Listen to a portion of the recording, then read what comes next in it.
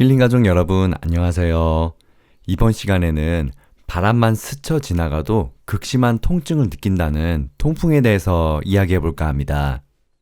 통풍 다들 들어보셨나요? 고통이 엄청나다고 하는데요. 이 통풍이 뭐냐면 관절이 갑자기 빨갛게 부어오르면서 심한 통증이 생기는 질환입니다. 통풍은 요산에 의해서 일어나는데 이 요산이 뭐냐면 우리 몸의 세포가 죽으면 나오는 퓨린이란 물질에서 만들어지며 신장을 통해 소변으로 배설됩니다.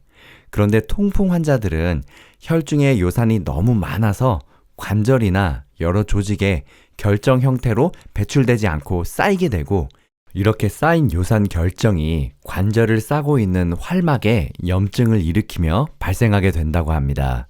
이 통풍의 말 뜻이 다른 사람이 지나가면서 일으킨 바람을 맞아도 아플 정도라고 해서 통풍이라고 한대요.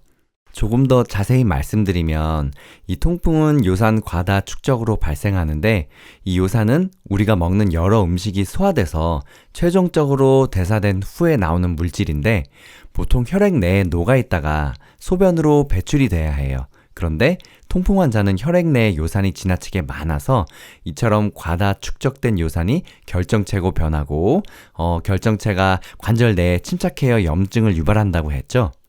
이 통풍 환자는 대개 혈액 내 요산이 정상치 이상으로 높은 고요산혈증을 가지고 있다고 해요. 하지만 아무 증상이 없이 고요산혈증인 사람이 훨씬 더 많기 때문에 요산이 높다고 모두 통풍 환자인 것은 절대로 아니라고 합니다. 통풍 관절염은 고요산혈증이 심할수록 또 기간이 오래될수록 발병할 가능성이 커진다고 합니다. 이 통풍 환자는 거의 남자라고 하고요. 대개 40대에서 50대에 첫 발작적 관절염을 경험한다고 합니다.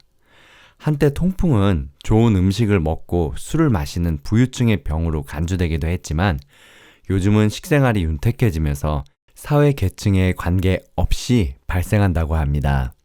그럼 이 통풍의 증상에 대해서 말씀드릴 건데요. 통풍을 치료하지 않으면 발작성 관절염의 빈도가 점점 잦아지고 침범하는 관절 수도 많아지며 회복하는 시간도 점점 길어진다고 합니다. 그러니까 여기저기 고통이 점점 더 이제 나타난다는 거죠. 이 관절염이 반복적으로 발생하면서 관절이 점차 상하고요. 이 관절염이 만성으로 발전합니다. 또한 통풍성 결절이라 불리는 덩어리가 관절 주위나 피하 조직에 나타나기도 한다고 합니다. 이러한 통풍성 결절은요, 요산 결정체의 덩어리로 신체의 어느 부분에서든지 생길 수 있다고 해요. 주로 팔꿈치, 귀, 손가락, 발가락, 발목 등에 생긴다고 하고요. 또 때때로 요로 결석을 형성하기도 한다고 합니다. 그리고 통풍 환자들은 고혈압을 동시에 가지고 있으면서도 모르는 경우가 많아서 요로 결석이 생기는 것과 함께 콩팥도 상한다고 해요. 드물게는 관절염보다 선행해서 요로 결석증이 나타나는 환자도 있다고 합니다. 구체적으로 이야기하는 통풍의 증상은 다음과 같습니다. 첫째, 엄지발가락, 발목, 무릎 등 한 군데 관절이 갑자기 빨갛게 부어오릅니다. 손을 댈 수 없을 정도로 통증이 심해진다고 해요. 자, 둘째는 통풍이 심하면 발열과 오한도 동반된다고 하고요. 또 세 번째로 관절염이 처음 생겼을 때는 대개 수일이 지나면 저절로 소실돼서 완전히 회복된 것처럼 보여지는데 그 이후에 상당 기간 발병하지 않다가 결국 비슷한 관절염이 다시 발생한다고 합니다.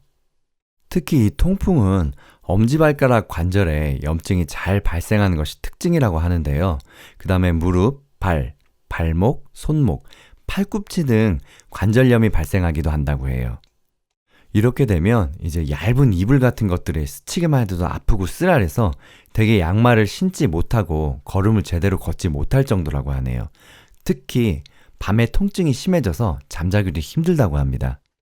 여러분들 혹시 잠을 며칠 동안 못 자고 많이 무리하거나 면역성이 심하게 떨어지면 이렇게 살짝 팔이나 다리 같은데 이불만 살짝 스쳐도 되게 쓰라리고 그런 경험 해보셨을 거예요. 이렇게 면역성이 심각하게 떨어지는 증상들도 통풍에 해당할 수 있습니다.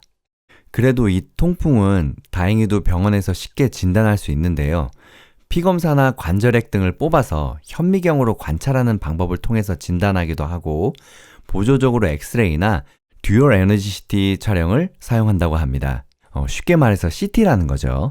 이렇게 통풍을 진단받게 되면 이제 치료를 해야 하잖아요. 통풍의 치료법에는 약물요법과 식생활 개선요법 두 가지가 있습니다. 먼저 약물요법으로는 혈액 속의 요산 수치를 낮추기 위한 약물요법이 주가 되는데 급성 관절염 발작을 치료하기 위해서 안정치료와 약물치료를 시행한다고 해요. 약물은 소염제를 처방하고요. 일단 급성 발작이 완전히 가라앉기를 기다린 다음에 요산 저하제 치료를 한다고 합니다.